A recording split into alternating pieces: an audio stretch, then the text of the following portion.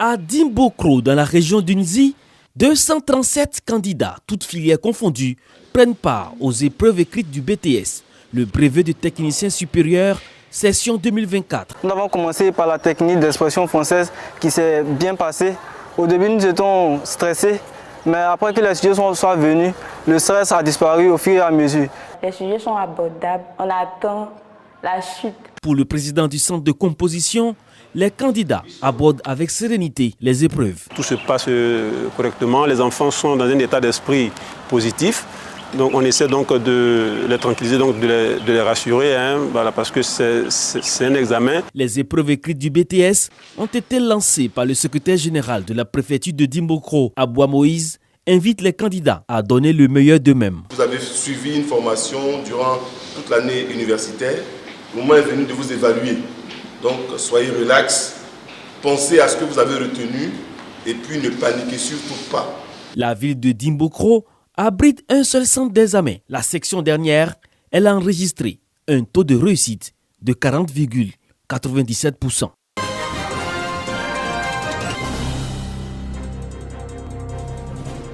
Ils sont au total 13 certifiés d'études primaires élémentaires, bacheliers, brevetés et futurs collégiens, les meilleurs enregistrés par le département de Béoumi à l'issue des examens scolaires 2024.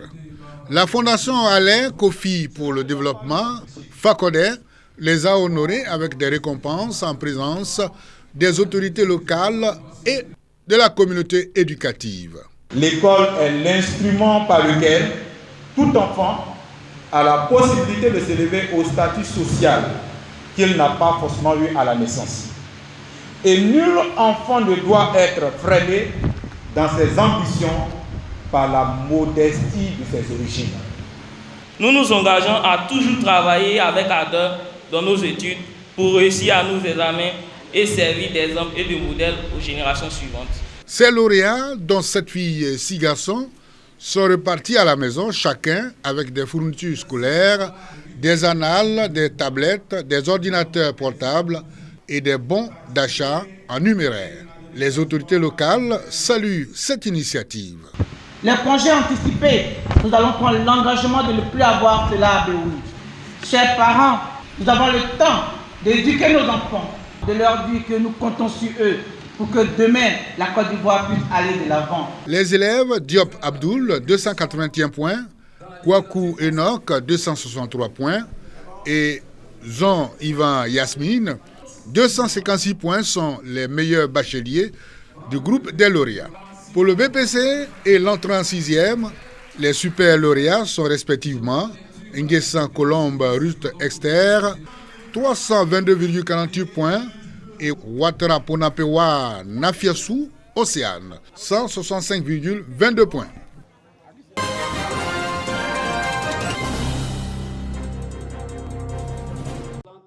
Salle de mariage à Alassane Ouattara de la mairie de Ouangolodougou, la ville aux deux frontières. Cadre choisi pour la tenue de la 3e réunion ordinaire du Conseil régional du Tchologo au titre de l'année 2024. Les travaux sont dirigés par le ministre d'État, Denis Birema Ouattara, président du dit Conseil. Cette activité est dominée par l'examen et l'adoption du programme triennal 2025-2027 qui concerne 43 actions de développement acquises et en cours de réalisation, mais aussi celles en perspective dans la région.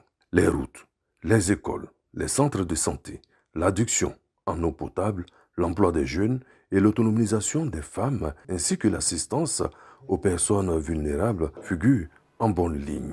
Des acquis qui réjouissent l'ensemble des populations. Il a essayé de rapprocher les hôpitaux vers la population parce qu'avant, quand une femme veut accoucher, souvent même, on prend la femme sur la moto.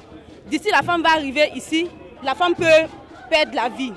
Vraiment, ça nous touche beaucoup. Nous avions beaucoup de villages qui ont été associés et servis en eau potable. Nous disons merci vraiment au Conseil régional et à toute son équipe. Pour le président du Conseil régional du Tchologo, rien n'arrêtera la marche de la région vers son développement. C'est une panoplie donc d'actions que nous devons mener envers les populations qui nous ont fait confiance, qui nous ont élus. Et ceci est important pour nous. Nous sommes à la disposition des populations et c'est ce que nous ferons. Nous allons continuer dans cette voie pour faire en sorte que le Tchologo se sente mieux. C'est là notre combat, c'est là notre engagement. Autre fait marquant, la remise symbolique de permis de conduire aux jeunes artisans et transporteurs de Wongolo-Dougou par le président du conseil régional. Cette rencontre élargie au public a vu la présence de l'ensemble du corps préfectoral et plusieurs personnalités, au nombre desquelles le ministre Adama Diawara et le maire de Gbelegbang, Sita Ouattara.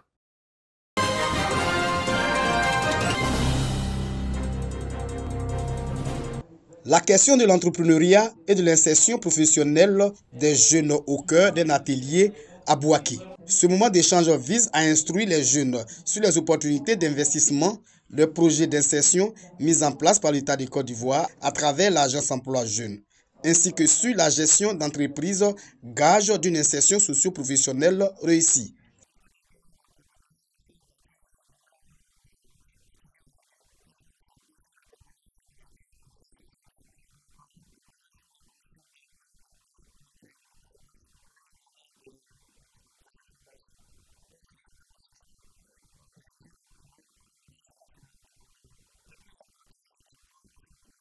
L'entrepreneuriat comme solution au chômage des jeunes, c'est le thème central de la deuxième édition de Gbeke Opportunity Day, initiée par la Jeune Chambre internationale Bouaké.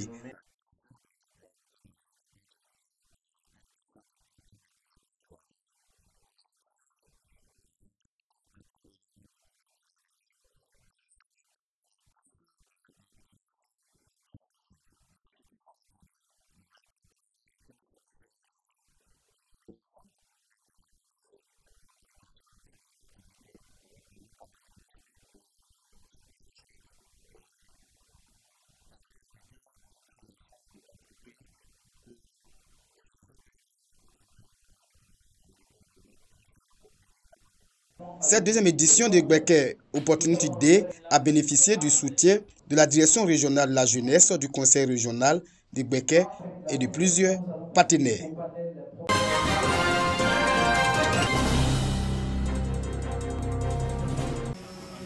Offensive du ministre des Mines, du Pétrole et de l'Énergie dans la lutte contre le paillage illégal. Mamadou Sangafoua Koulibaly intensifie la lutte contre ces phénomènes à travers une campagne nationale de sensibilisation. C'est la ville historique de Kong qui accueille la première étape de cette caravane dans le district de Savane. Devant les élus, les cadres, les chefs traditionnels et les jeunes, Sangafoua Koulibaly dépeint la situation et présente les dangers qui menacent la seconde mamelle de l'économie ivoirienne. Pour éradiquer l'orpaillage illégal, le président de la République, Alassane Ouattara, a érigé en priorité nationale. Le secteur des ressources extractives peut contribuer, à côté du secteur agricole, au développement de notre pays. Et c'est notre mission. Un film et des présentations pour montrer l'ampleur des conséquences sociales, environnementales, économiques et sécuritaires de l'extraction illégale de l'or. Pour une lutte accrue, Madou Sangafoua Koulibaly opte pour la sensibilisation de proximité en impliquant les chefs traditionnels, les élus et cadres. Je voudrais vous renouveler l'engagement pris à Yamoussoukro de conduire et amplifier les campagnes de sensibilisation de nos populations sur les naissances de cette activité. Nous avons déjà pris l'initiative en son temps d'alerter l'administration ivoirienne. À Kong, nous avons un problème de sécurité. C'était un terreau très facile pour que les gens viennent faire semblant d'être des orpailleurs et ils se mettent à s'armer et puis ils commencent à attaquer la population. Nous allons continuer à sensibiliser pour que le message que le ministre a véhiculé puisse prendre de l'ampleur. À Boundiali, le même message a été véhiculé. Nous sommes arrivés à la conclusion que dans les solutions jusqu'ici, on n'a pas suffisamment mis en avant nos propriétaires terriens, nos chefs traditionnels.